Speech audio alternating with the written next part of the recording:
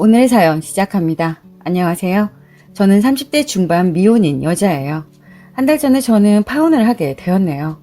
남친은 아직도 매일 전화해서 다시 생각해보라고 하네요. 그럼 저는 자신이 없다고 미안하다, 이제 그만하자라고 할 수밖에 없었어요.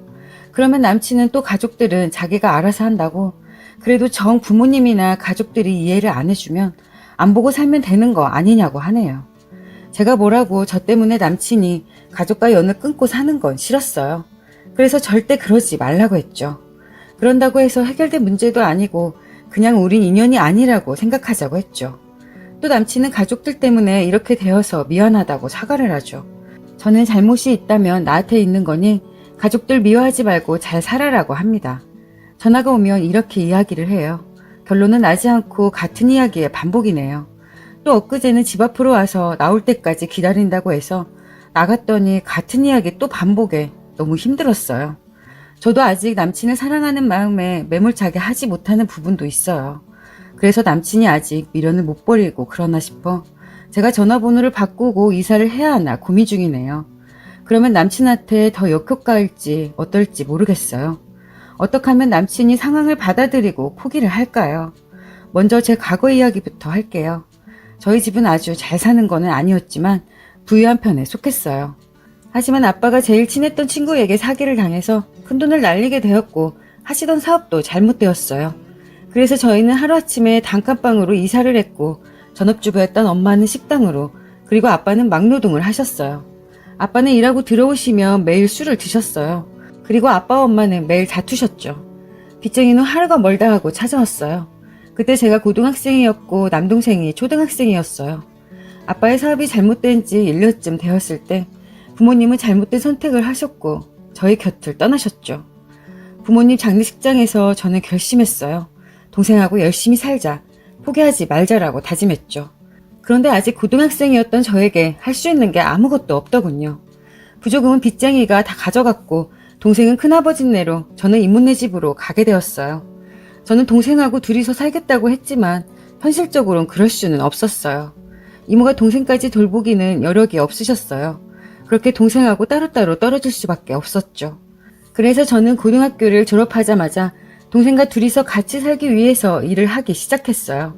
하지만 친척들이 반대하더군요. 특히 이모가 제일 크게 반대하셨어요. 이모는 이제 막 20살이 된 제가 어떻게 아직 학생인 동생 뒷바라지까지 하겠냐며 차라리 대학교를 나와서 제대로 된 직장에 들어가는 게 좋지 않겠냐고 하셨어요. 이모는 거기까지는 도와주시겠다며 부담 갖지 말라고 하셨죠. 제가 여기서 학업을 그만두는 걸 엄마도 바라지 않을 거라고 했어요. 이모는 돌아가신 엄마와 각별한 사이였어요. 이모는 저 초등학교 들어가기 전까지 저희 집에서 같이 살았거든요. 하지만 저는 고집을 꺾지 않았어요. 동생하고 같이 사는 게 제일 큰 이유였지만 한편으로는 이모에게 더 부담을 주기 싫었어요. 대학교는 나중에라도 가면 된다고 생각했죠. 그래서 전 일을 하기 시작했어요. 제가 할 수 있는 일은 한정적이었어요. 고졸이었던 제가 들어갈 만한 곳이라고는 PC방이나 편의점 알바밖에 없었어요. 적은 돈이었지만 열심히 모았어요. 하루빨리 동생하고 살기 위해 잠자는 시간을 줄여가며 하루 2-3개씩 알바를 했어요. 매일 잠이 모자라 버스에서나 지하철에서나 쪽잠을 잤지만 힘들다는 생각은 안 들더라고요. 열심히 해야 동생과 살 수 있다는 생각에, 목표가 있다는 거에 힘이 든다는 생각보다 이렇게 할 수 있어서 다행이다 싶었어요. 얻는 보증금이 모이자마자 전 동생과 같이 살 방을 구했어요. 이사한 후 밤에 동생하고 나란히 누워 꼭 끌어안고 잤던 게 생각나네요. 잠이 든 동생을 바라보며 마음속으로 다시 한번 다짐했어요. 엄마, 아빠, 이제 앞으로 동생하고 절대 떨어지지 않을게요. 저는 시간이 불규칙적인 알바보다 시간이 정해져 있는 직장을 구해야겠다는 생각이 들더군요. 그래서 공장의 생산직으로 들어갔어요. 어느덧 시간은 흘러서 동생이 고등학생이 되었어요. 동생은 잘 커주었어요. 단 한 번의 사고도 치지 않았고 학원도 가해도 한 번 하지 않았는데 성적도 상위권에 속했어요. 저는 동생이 대학교에 진학하길 바랬어요.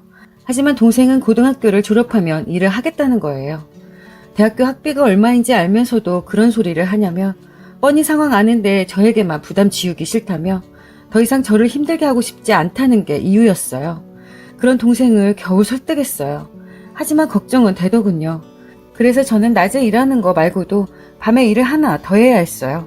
그래서 뭘 할까 알아보던 중 시간 대비 수당이 센 곳이 있더군요. 토킹바라는 곳이었어요. 그냥 앉아서 손님들과 이야기만 하면 된다고 하더군요. 신체 접촉은 하지 않는 곳이라고 해서 하기로 했죠. 동생에게 말하면 하지 말라고, 그럼 대학교에 안 간다고 할까봐 비밀로 하고 일했죠. 그냥 PC방에서 일한다고 했어요. 처음에는 일주일에 2-3번 나갔어요.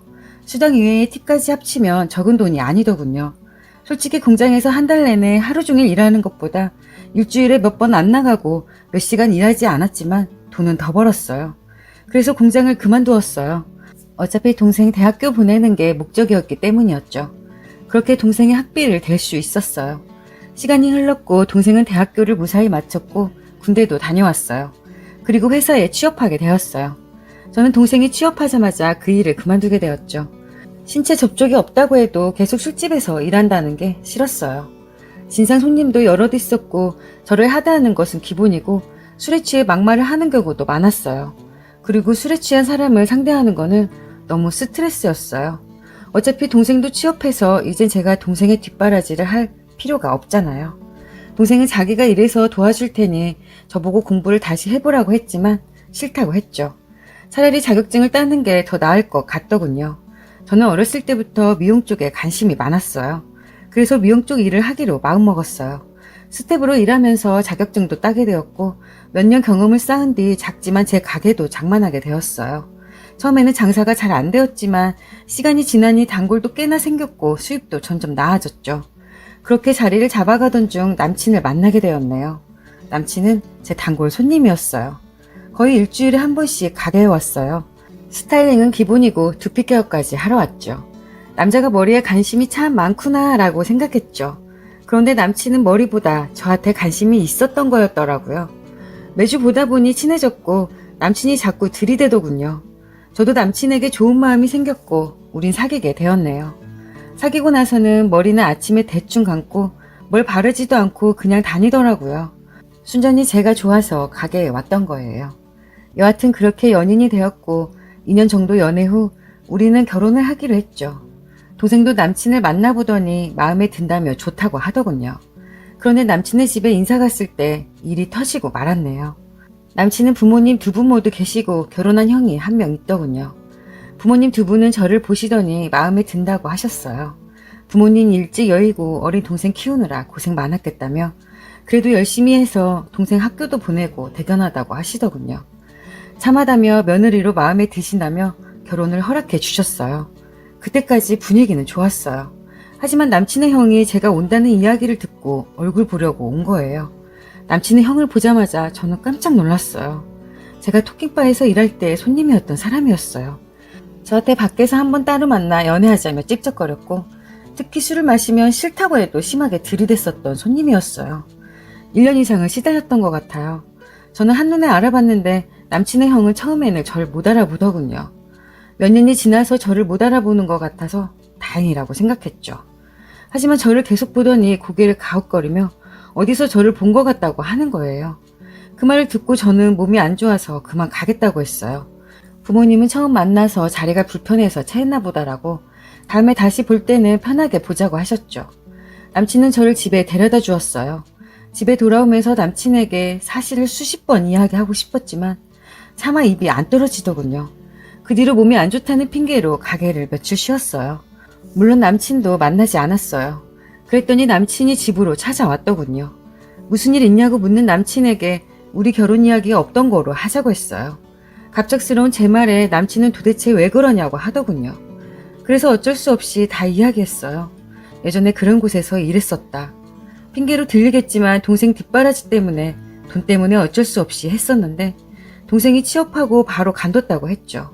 손님으로 남친의 형을 몇 번 봤는데 아무래도 형이 기억을 하는 것 같다며 이상한 곳은 아니지만 그래도 술집은 술집이니 가족들이 그걸 이해해 주겠냐며 그래서 그만하자고 했어요. 남친의 형이 저한테 들이대고 그랬던 거는 빼고 이야기했죠. 괜히 이야기해서 형제끼리 문제 일으키고 싶지 않았어요. 그런데 남친은 괜찮다며 자기가 알아서 한다는 거예요. 순전히 동생 때문에 그런 일 한 거 이해한다고 하며 부모님께는 말하지 못하도록 형하고 이야기해보겠다더군요. 일단은 알겠다고 했어요. 부모님을 속인다는 게 마음에 많이 걸렸지만 저도 남친을 사랑하는 마음이 컸기 때문에 헤어지기 싫었거든요. 그런데 다음날 모르는 번호로 전화가 왔어요. 전화를 받아보니 남친의 형이었어요. 그런데 전화를 해서 하는 말이 동생한테 이야기 들었어요. 부모님께는 말하지 않을게요. 그 부분 저한테 맡기세요. 근데 이런 건 만나서 해야 되는 거 아닌가요? 어때요? 오늘 술 한잔 할까요? 이러더군요. 순간 소름이 돋는 거예요. 그냥 이야기하면 되지 술을 같이 마시자는 말에 저를 동생하고 결혼할 상대로서 순수하게 대하는 게 아닌 것 같더군요. 그래서 시간 없다고 죄송하다고 하고 말았죠. 그 뒤로 남친에게 전화가 와도 안 받고 집으로 찾아와도 문을 열어주지 않았네요. 남친의 형한테는 만나자고 문자는 계속 오고 더 이상은 안 되겠더군요. 그래서 확실하게 남친한테 헤어지자고 했어요. 남친 형이 저한테 한 거는 말하지 않았어요. 남친이 저의 과거는 상관없다고 하지만 지금이야 그렇지 나중에 가면 분명 그 문제로 인해 싸울 거라고 뻔히 보이는데 전 그러기 싫다고 했죠. 그렇게 일방적으로 이별을 통보했고 벌써 한 달이 지났네요. 그 뒤로 남친이 형한테 뭐라고 했는지는 몰라도 남친 형은 아무 연락도 하지 않네요. 하지만 남친이 매일 전화해 집으로 찾아오는데 그냥 전화번호 바꾸고 이사하는 게 나을까요? 어떻게 해야 할지 고민이네요. 혹시나 좋은 의견을 구할 수 있을까 해서 이렇게 글을 썼네요. 이야기 들어주셔서 감사드려요. 오늘 또 제 채널을 방문해 주셔서 감사합니다. 더 나은, 더 기막힌 사연으로 찾아뵙겠습니다. 구독 잊지 마시고 알림 설정 해두시면 다음 영상을 빠르게 보실 수 있습니다.